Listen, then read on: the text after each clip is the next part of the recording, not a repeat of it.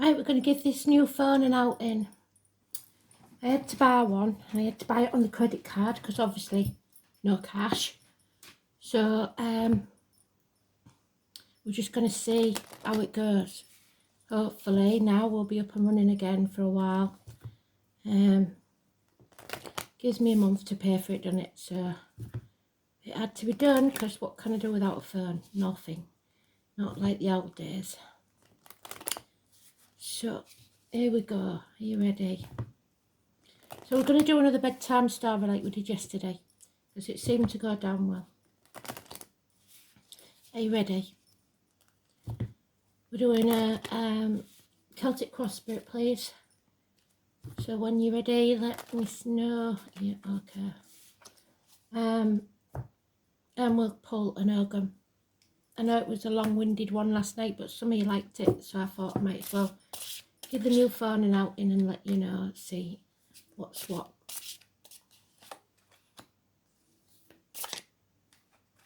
So let's see if the magic's still about that was here this morning then. And I'll be starting the monthlies tomorrow. Might take a while because I'll be doing all the songs, won't I? But you will all get your monthlies probably by the end of the week.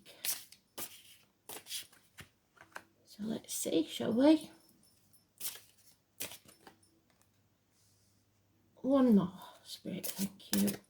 There it is. And the overall energy. Oh my. So, it looks a bit maniacal, this one. It's the Knight of Pentacles. You see, he's got a right weird look on his face. He's obviously found something in the snow. It is an improvement of finances usually. It can be someone in uniform. It's the one with the limp. Do you remember that likes honey? Because you get more bees with honey than with vinegar. So remember that.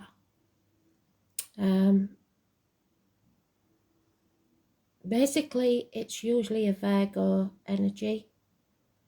Virgo cusper. But it is an apology, perhaps. So that's our overall energy. An improvement in finances. Oh, blimey. Okay. So, we've got a betrayal, a passing, an ending. Stick a fork in me, I'm done. I can't take any more. He's ceremonially giving his sword to that man. Do as you will with it. Chop me head off if you want. I don't care anymore. And that's a very dangerous person. A person that no longer cares anymore, has nothing to lose. And it's in the reverse. So we've got over it. We don't care anymore. We're what doesn't kill us makes us stronger. Let's face the worst. See what happens. Feeling like a failure, though. Again, somebody running away with his sword. So the obstacles to overcome is finding out, because he's not taking any notice of this bloke nicking his sword, and he's got a right grin on his face as well. He's quite happy he's got a new sword while he's busy meditating. So while your mind is on something else, somebody's getting away with something. And they're going to keep getting away with it until you get your head out your phone or the laptop or work or whatever it is and realise what's going on behind your back. So there's a betrayal. What cannot be changed? Oh. Again, we had this yesterday, didn't we? Illness, bad temper, weakness. He's weak. He couldn't face him head on and take his sword off him. Weakness, lack of backbone, lack of courage. But mostly it's ill health. The heart, the back. Leo energy, 8 or 26. Negative energy. The root of the problems. Oh, here it is again. We had this yesterday. So something's going on, isn't it? It's the end to a friendship or study, a belief, a religion. Something's over, the indoctrination, the way you was brought up to believe something, or what others have made you believe. Institutions, hierarchy, teachers. 5 or 23, negative energy. The throat, the neck, the back and heart. Issues, health-wise.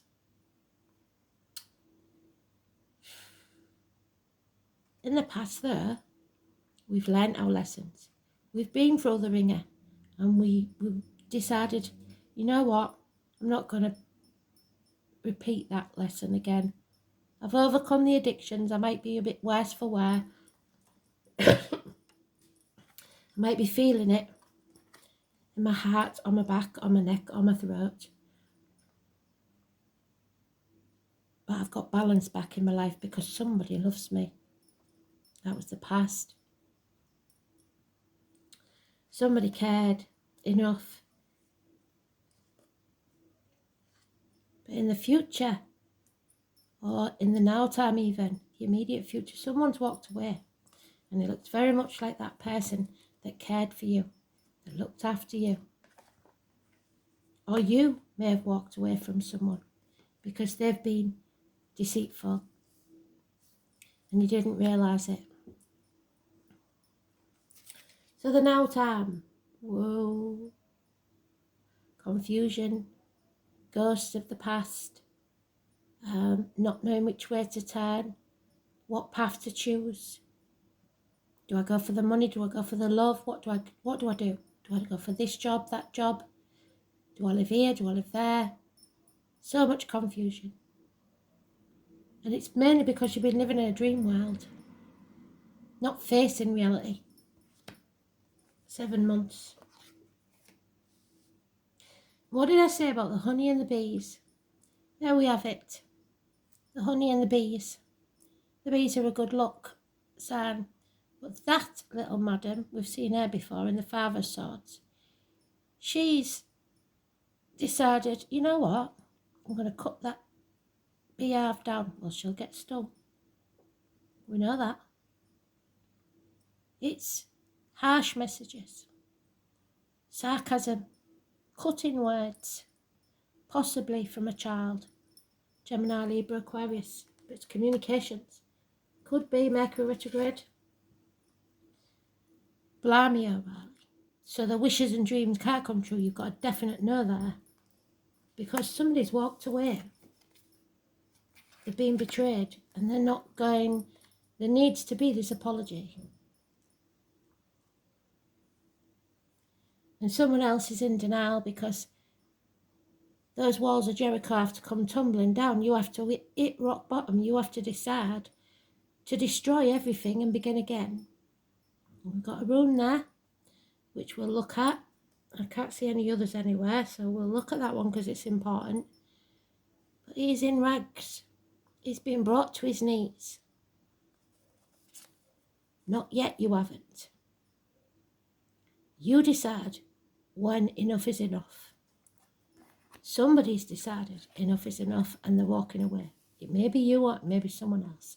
But the 20th is negative because somebody's in denial about when enough is enough. So let's have a look at what this rune means. Which one is it? Let's have a look. I think it's not the man horse. Which one is it?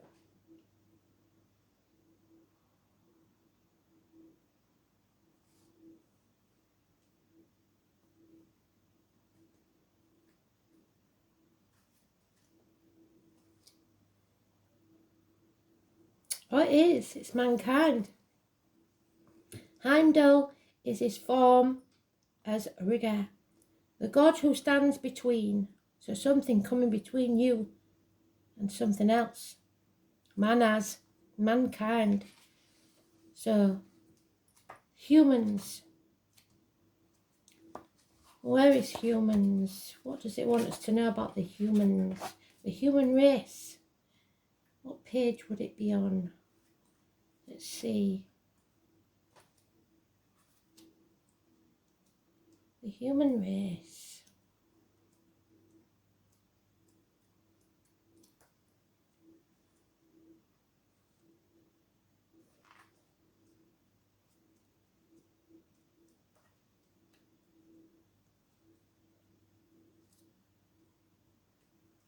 The third sequence.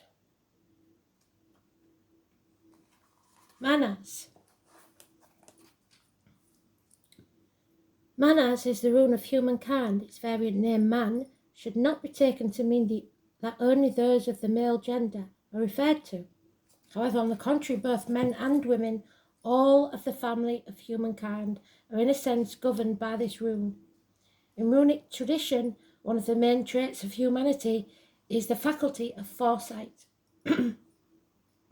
Thus, symbolism of Manas is enriched by its identification with the keen-eyed hawk, and you should be taking more notice. In terms of vegetable kingdom, the rune associated with ash and the elm. This link is made because Norse mythology states that the very first humans were fashioned from the wood of the ash and the elm. So it'd be interesting to see what Ogham we get, won't it? Although any myth that relates to the doings of humankind can be said to be relevant with this rune. This is the god who stands between of wandering the earth, stayed overnight with 3 different married couples. In each case, he slept with his host's wife before moving on. Cheeky bugger. In the fullness of time, 3 sons were born to these women. The first was named Thrall, the second was named Carl, and the third Jarl or Earl. So if those names mean anything to you, it could be important.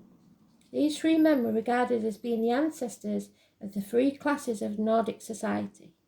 Earl being the first of the nobles, Carl of the warriors, and Thrall of the progenitor of the peasants. Thus, Rigger became the ancestor of humankind and was the first god to pass on the knowledge of the runes to his mortal offspring. So, the appearance of Manas always relates directly to the person who was asked the question. It may signify your status and the way that others tend to perceive you. It also serves as a reminder that we are all products of our experiences and urges you to take a good look at your own conduct before criticising those of others. So you've learnt your lessons, your conduct. The rune may well further implications. It can reveal that you have been deluding yourself. Yes, 7 of Cups. Kidding yourself, living in a dream world. Where is it? There it is. And that you are not the person that you thought yourself to be. So when this rune is prominent in your reading, it's time for a reassessment, an examination of your motives and aims. And equally, the motives of others should come under scrutiny, especially this one that's trying to nick your sword. You should ask some searching questions before committing yourself to anything binding. Manas is not a rune of haste, so if important decisions are to be made, Manas appears in a reading. Take your time, consult a trusted advisor, but there's no one here to trust, so you have to go with your gut. Who has no personal interest in a situation, and never take advice from anyone you don't want to be, including me, and wait to see what develops. Legal affairs and far-reaching decisions are likely when this rune is drawn, but this is no reason to panic. If you slow down and look within yourself, it's likely that you will find the right solution. So, be interesting to see then which one it was. I can't remember what it was. Elm and something else, wasn't it? Aspen. So I wouldn't have thought that's another name for any of the ones we've just said.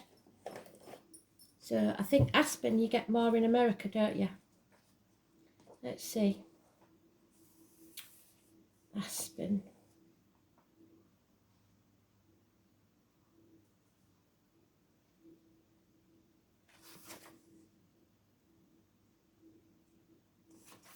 183.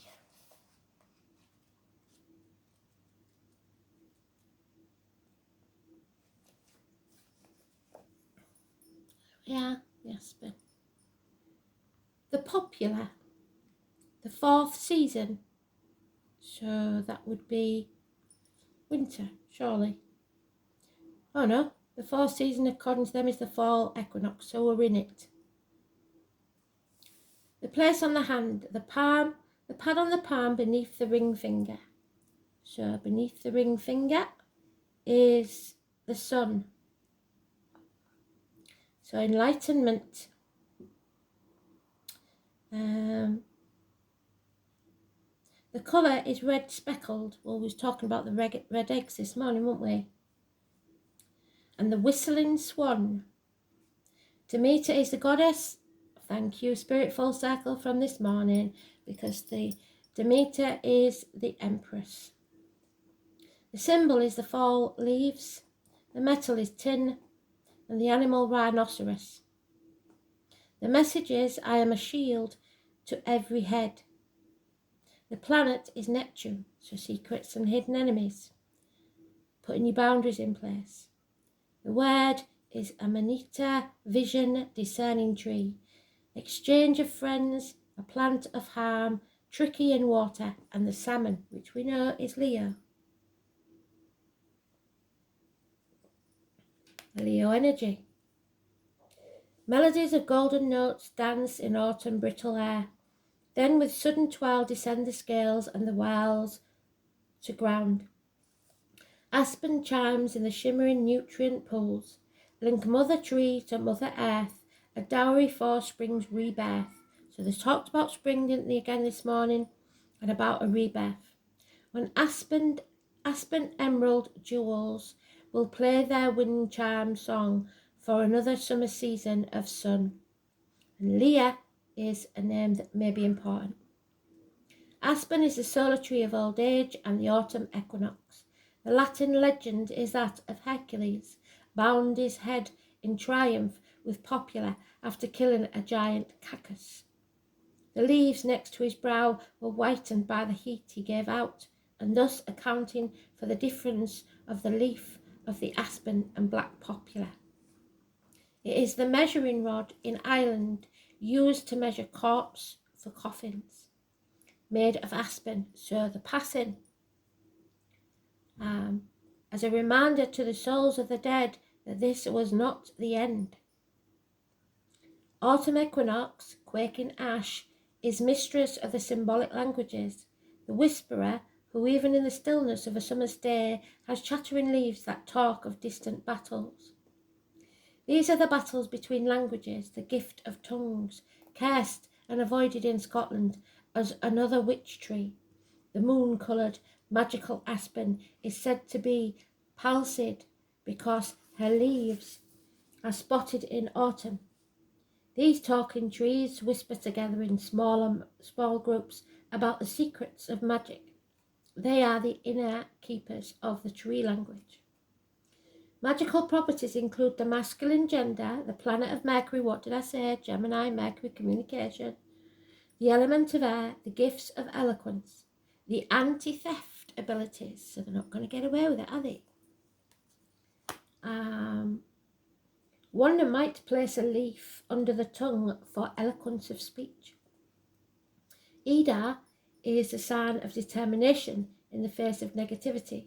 It's the sign of actually being able to overcome the negative situation that we find ourselves in through a welling up of inner reserves and strength. This is a sign of protection against your foes.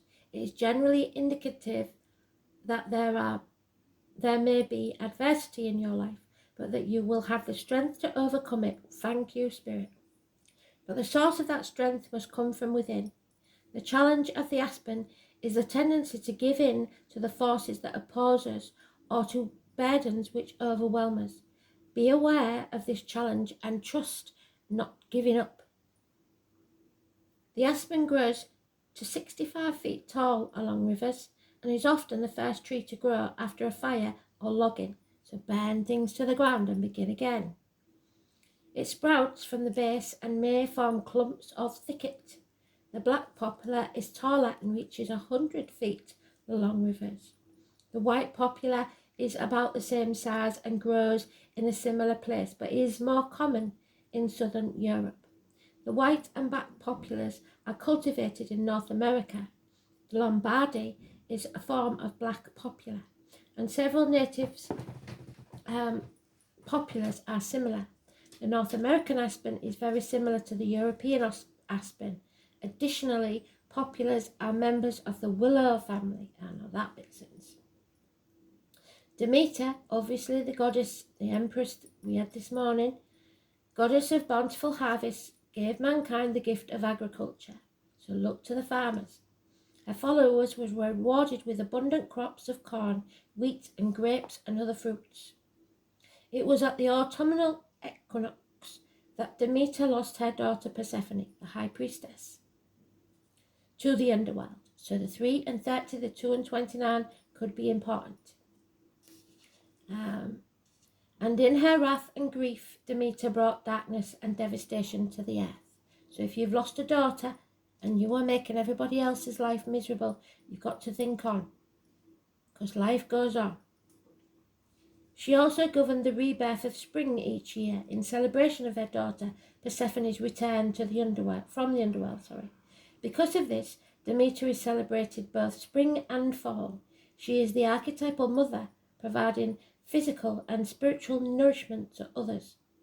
Clusters of ripe wheat, grape, and leaves adorn her as symbols of fulfillment and prosperity.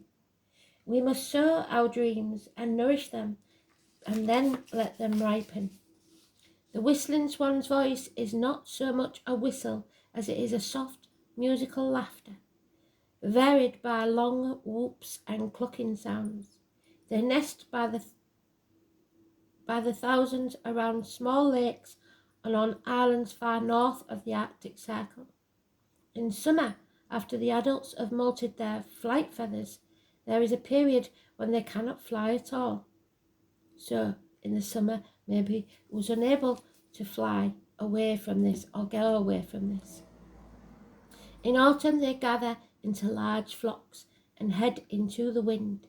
So they're not afraid of the wind and they don't go with it, they go against it, and laboriously take off on their long trip to the South Atlantic coast. Once airborne, they travel at high speed, often above the clouds. So once you have raised things to the ground, you will rise like the phoenix speedily. But for now, it's slow progress. That was a beautiful but short read, wasn't it? What can I give you as well as? I think we'll have the unicorns, Epona, just in case country's watching. Just one. Let's see what it is, Spirit. Thank you for bringing it all together for me, as usual. I don't feel like I can call him Joe anymore, because I found out it wasn't that one his name, so he's still keeping me guessing. But our astral DJ, he is lovely. Can't fault him, he never gets it wrong. Okay. I have the drive, the passion and energy to achieve my wildest dreams. So do you. Say that to yourself before you go to sleep. You may have to walk away from something or someone. You might have tried everything else. Now is the time to raise things to the ground. Go slowly, go carefully, and be alert, be aware of those who try to take advantage of you. Thanks for listening. May God bless.